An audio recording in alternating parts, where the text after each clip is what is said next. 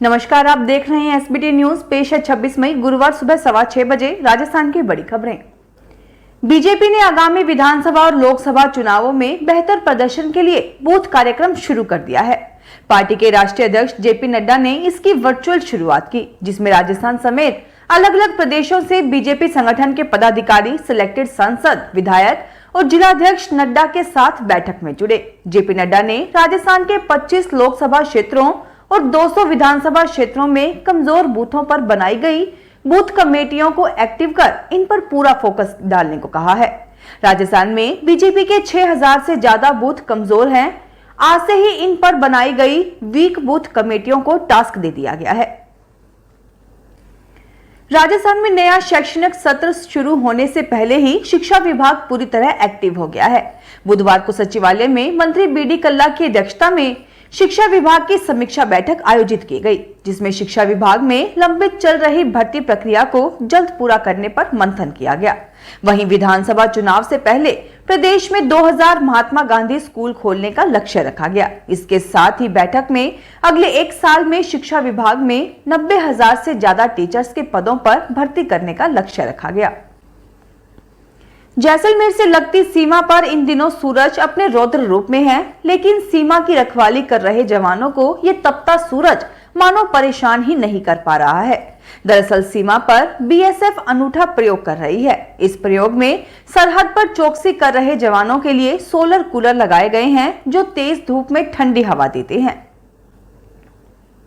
Banking क्षेत्र में सरकारी नौकरी की तैयारी कर रहे युवाओं के लिए बेहतरीन मौका है। स्टेट बैंक ऑफ इंडिया ने स्पेशलिस्ट कैडर ऑफिसर के पदों पर भर्ती निकाली है। इसके तहत assistant general manager, AGM manager और डिप्टी मैनेजर के पदों सहित कई अन्य पदों पर भर्ती की जाएगी। अजमेर में पेंशन विभाग के वरिष्ठ लेखाधिकारी उप निदेशक वित्त के आवास एवं अन्य ठिकानों पर छापेमारी के बाद एसीबी ने बुधवार को एसबीआई का लॉकर खोला। लॉकर में करीब 50 लाख की कीमत के जेवरात मिले हैं। इससे पहले एक लॉकर खोला गया था, उसमें संपत्ति के कागजात मिले थे। डीएसपी राकेश वर्मा ने बताया कि एसीबी को वरिष्ठ लेखाधिकारी के खिलाफ वैध आय से अधिक संपत्ति अर्जित रखने की सूचना मिली थी। इस पर शनिवार को अजमेर एसीबी ने न्यायालय से तलाशी वारंट प्राप्त कर दौलत सिंह दायमा पुत्र बद्र प्रसाद दायमा के बीके कौल नगर स्थित अंबे विहार कॉलोनी में निवास और कार्यालय पर छापा मारकर तलाशी ली। कांग्रेस नेता नवजोत सिद्धू अब क्लर्क बन गए हैं। पटियाला सेंट्रल जेल में उन्हें क्लरिकल काम सौंपा गया है। सिद्धू की ड्यूटी जेल के दफ्तर में कामकाज में लगाई गई है। सिद्धू को 34 साल पुराने रोड रेज केस में 1 साल की बामशक्कत कैद हुई है। जेल के भीतर सिद्धू की सुरक्षा भी प्रबंधन के लिए चुनौती है, जिस वजह से उन्हें यह जिम्मा सौंपा गया है। सिद्धू की सुरक्षा को देखते हुए वह जेल दफ्तर का काम बैरक से ही करेंगे। सिद्धू को रोजाना जेल दफ्तर की फाइलें भिजवाई जाएंगी। उनकी ड्यूटी सुबह 9 से शाम 5 बजे तक होगी। इस दौरान वह कभी भी फाइलों का काम कर सकते हैं।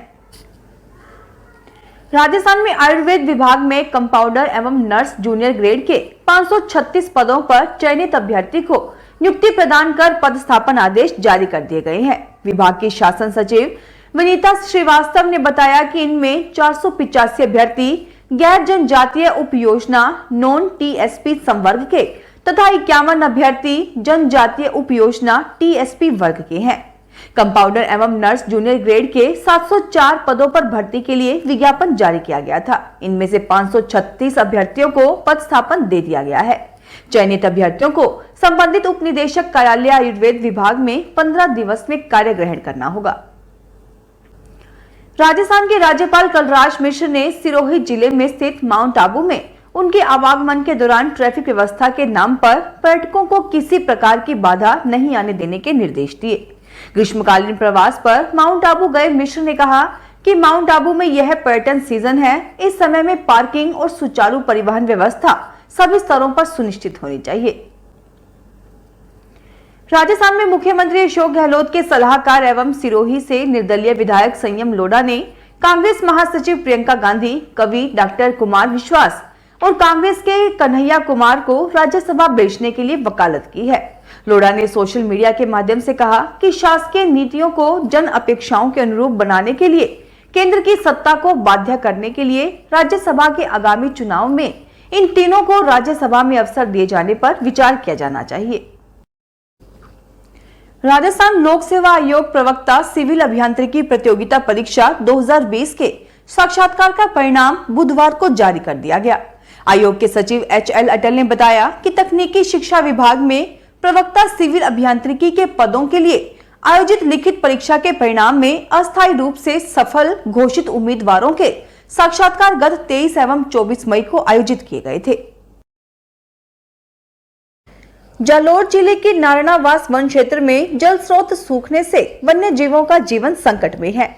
1132.05 हेक्टेयर में फैले वन क्षेत्र में वन विभाग की ओर से एक भी जल स्रोत नहीं बनवाया गया है। ऐसे में भीषण गर्मी के मौसम में वन्य जीव पीने के पानी के लिए तरस रहे हैं। पर्यावरण प्रेमी रूप सिंह राठौड़ और नारायणावास सरपंच जशोदा कंवर ने बताया कि पानी के अभाव में वन्य जीवों का जीवन संकट में है। पानी की तलाश में वन्य जीवों को दर दर भटकना पड़ रहा है, फिर भी उनको पानी नसीब नहीं हो रहा है। राजस्थान में जहां एक तरफ गर्मी अपना सितम ढा रही है, वहीं जंगली जानवर एवं पशु पक्षी पानी के लिए तरस रहे हैं। राजस्थान में जल जीवन मिशन को गति देने के लिए प्रदेश में 43,249 ग्राम जल स्वच्छता समितियों का गठन किया जा चुका है। इसके साथ ही 42,574 गांवों का बेसलाइन डाटा तैयार कर लिया गया है। PHED के ACS डॉक्टर सुबोध अग्रवाल ने बुधवार को सचिवालय में जल एवं स्वच्छता सहयोग संगठन के कार्यों की समीक्षा की। उन्होंने बताया कि जल जीवन मिशन के तहत जिलों में कार्यरत क्रियान्वयन सहयोग संस्थाओं की सक्रिय भूमिका तय करने के साथ ही उनके कार्यों की नियमित मॉनिटरिंग की जाएगी। उन्होंने बताया कि प्रदेश में ग्रामीण जल स्वच्छता समितियों के गठन के दायरे में 99.74% गांवों को लाया जा चुका है। शेष रहे गांव शहरी क्षेत्र से जुड़ गए हैं। राजस्थान में एक नया पश्चिमी विक्षोभ इसी सप्ताह असर दिखाएगा, जिसके चलते नौतपा में भी प्रदेशवासियों को लू से राहत मिलने की उम्मीद है। मौसम विभाग का कहना है कि अगले 5 दिन तक प्रदेश में लू नहीं चलेगी। उधर ज्योतिषियों का कहना है कि अब भी नौतपा में तेज गर्मी पड़ती है तो मानसून के दौरान भी जमकर बारिश होती रही है। यदि नौतपा नहीं तपा तो मानसून में भी सामान्य बारिश ही हो सकेगी। सीकर कृषि उपज मंडी में भूखंड और दुकान के आवंटन का इंतजार करने वाले लोगों के लिए अच्छी खबर है। लंबे समय बाद सीकर कृषि उपज मंडी ने भूखंड और दुकान के लिए आवंटन प्रक्रिया शुरू कर दी है, जिसके तहत अनाज मंडी में बी और सी ब्लॉक के बीच 48 भूखंड, फल सब्जी ब्लॉक में 27 भूखंड और फल सब्जी ब्लॉक में एक बनी बनाई दुकान में गोदाम का आवंटन किया जाएगा। जैविक उत्पादों की बिक्री करने वालों के लिए एक भूखंड रिजर्व रखा जाएगा। मंडी क्षेत्र के अधीन आने वाले पात्र शख्स 22 जून तक आवेदन कर सकेंगे। इंदिरा गांधी नहर में पानी पहुंचने पर जैसलमेर में 6 टीमें मॉनिटरिंग करेंगी। इसके लिए अधिकारियों को प्रभारी और सह प्रभारी बनाया गया है। दरअसल जैसलमेर व पोखरण शहरी क्षेत्र और 483 गांवों के पानी का सबसे बड़ा जरिया इंदिरा गांधी नहर है। जैसलमेर कलेक्टर डॉक्टर प्रतिभा सिंह ने बताया कि योजना के अनुसार IGNP में 25 मई तक पानी जैसलमेर पहुंचना था, लेकिन सरहिंद फीडर के पास मुख्य नहर टूट जाने के कारण अब 30 मई तक पानी आने की संभावना है। इसके चलते शहरी एवं ग्रामीण इलाकों में पीने के पानी की व्यवस्था के लिए 6 टीमों का गठन किया गया है। फिलहाल इस बुलेटिन में इतना ही। फिर हाजिर होंगे और बड़ी खबरों के साथ।